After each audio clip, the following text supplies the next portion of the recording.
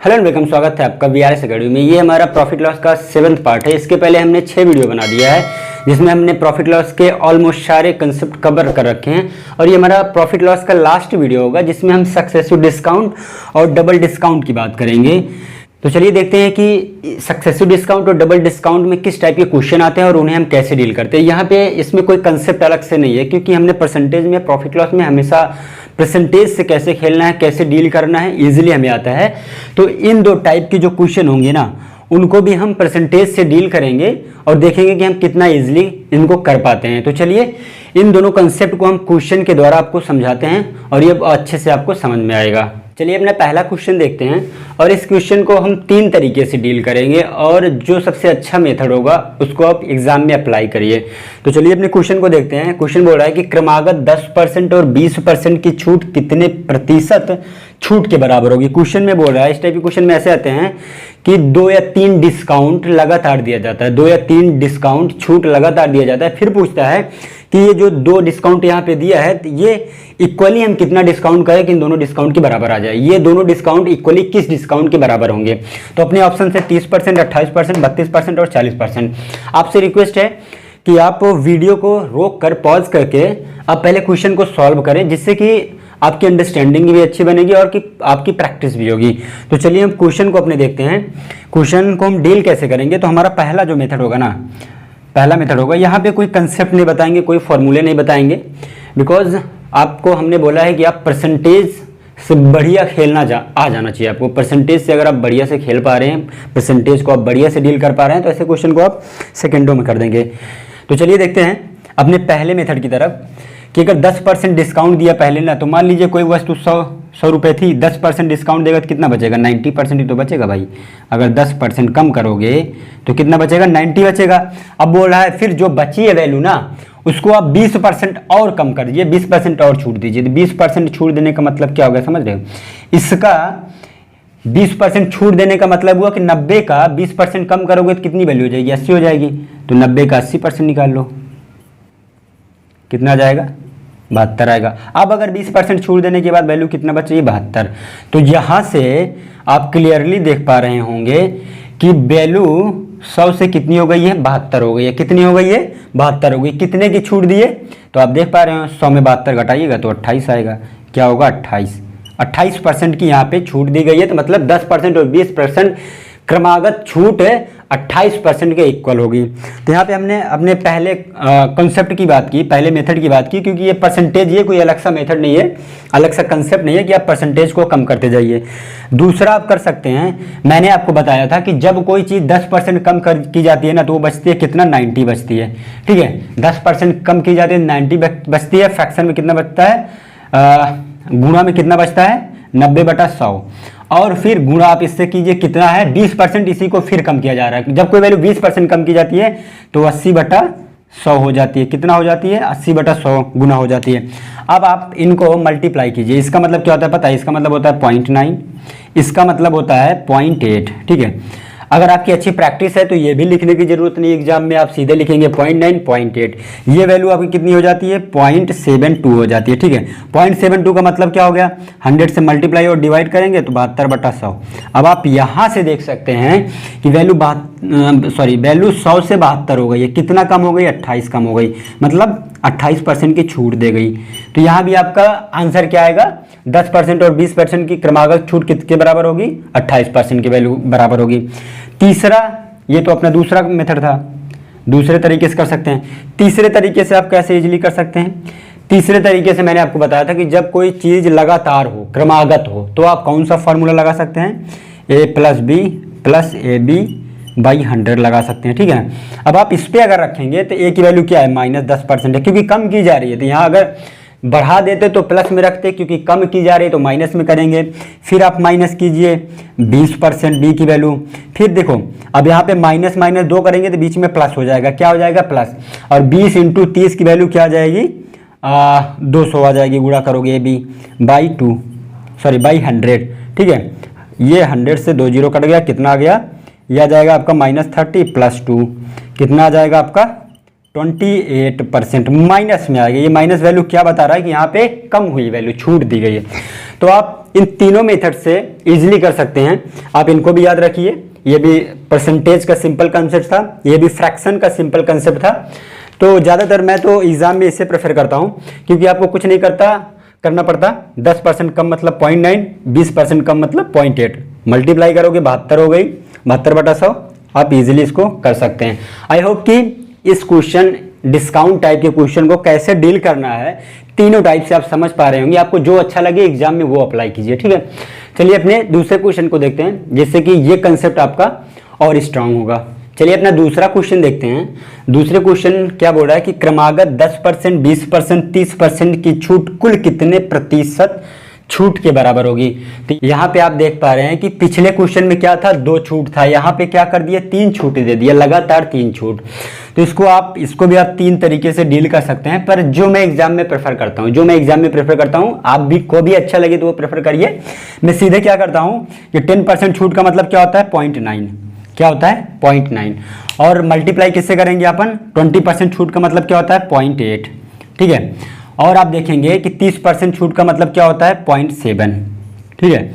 3 value अपने पास आ गई। अब मैं इन तीनों का क्या करूंगा, मल्टीप्लाई कर लूंगा।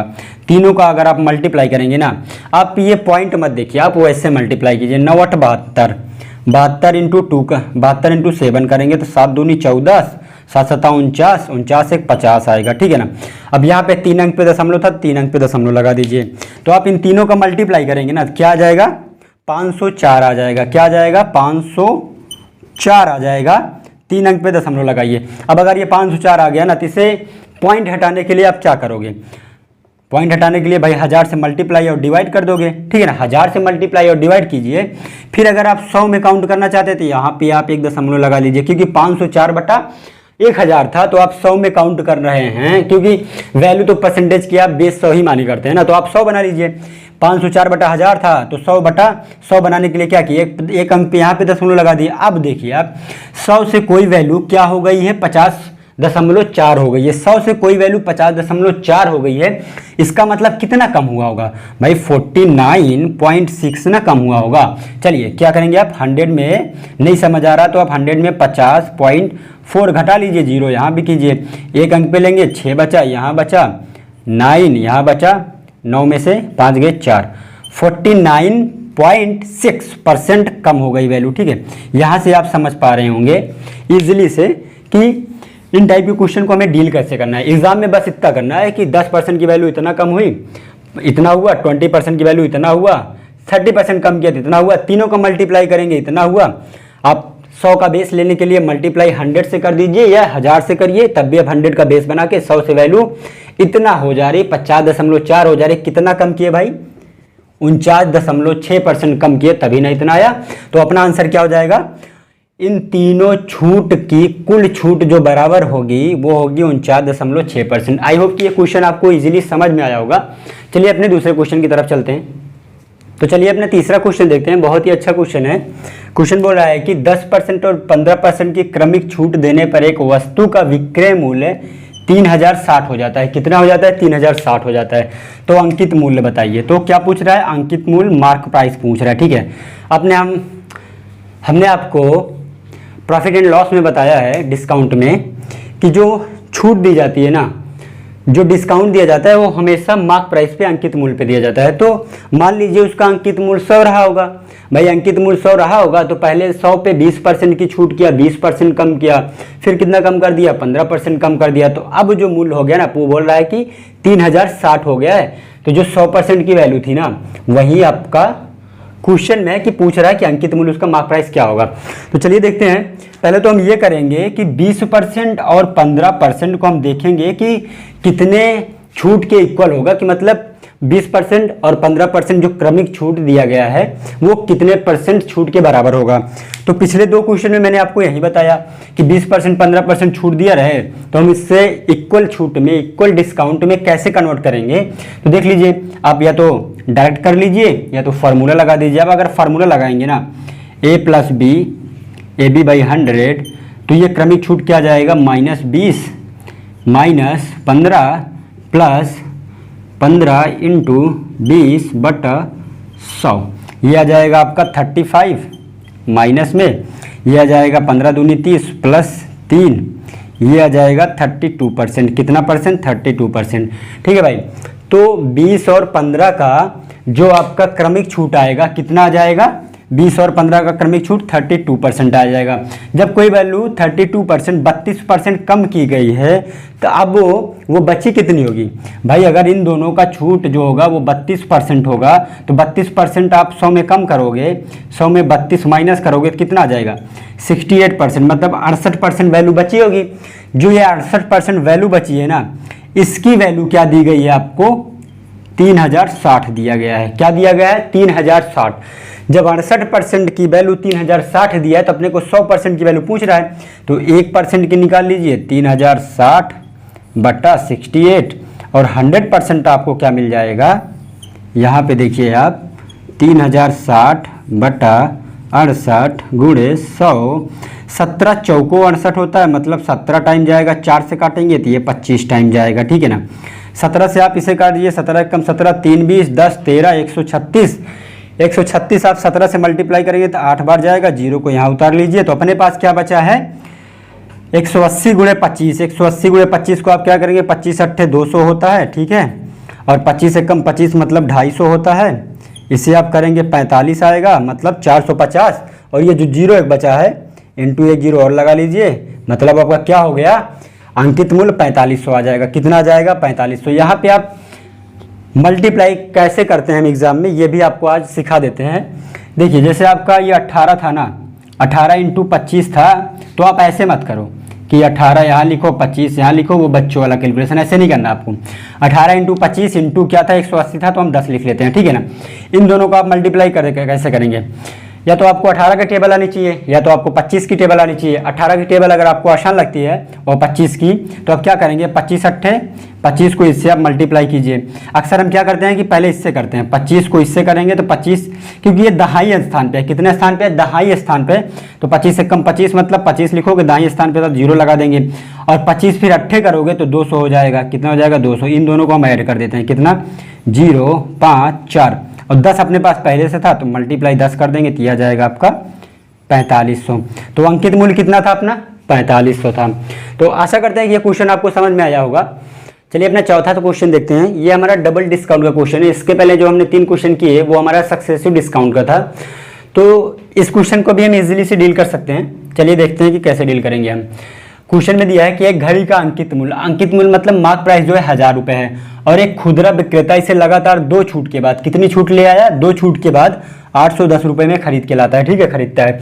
यदि पहली छूट 10% की हो तो दूसरी छूट आपको पूछ रहा है। यहाँ पे डबल डिस्काउंट का मतलब क्या होता है कि आपकी अंकित मूल्य कोई दिया रहता है और आपको बता देगा कि मैंने 2 छूट पे इस वस्तु को खरीदा है, 2 छूट पे खरीदा है, तो एक डिस्काउंट बता देगा।